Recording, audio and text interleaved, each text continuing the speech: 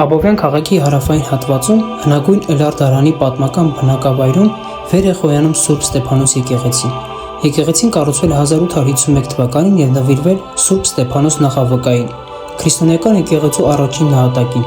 Թեև պատմական աղբյուրներում եկեղեցու հիմնադրի անունը չի պահպանվել, բայց հայտնի է, որ այն կառուցվել է տեղի բնակչության հավատքի նվիրումի շնորհիվ, դառնալով համայնքի հոգևոր կյանքի կենտրոնը։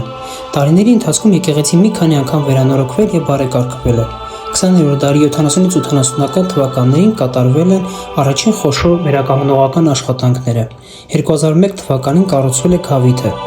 իսկ 2012 թվականին հիմնովին վերանորոգվել է տանիքը։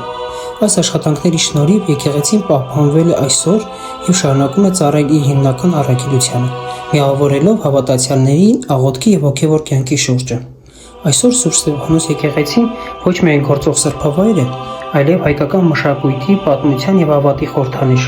Այն հիշեցնում է մեզ մեր արմատների, մեր նախնիների ստեղծած արժեքների և դարերի խորքից եկող հոգևոր ժառանգության մասին։ Յուրաքանչյուր այց այստեղ հնարավորություն է զգալու պատմության շունչը և հաղորդակցվելու այն արժեքներին, որոնք դարեր շարունակ պահպանել են հայ ժողովրդին։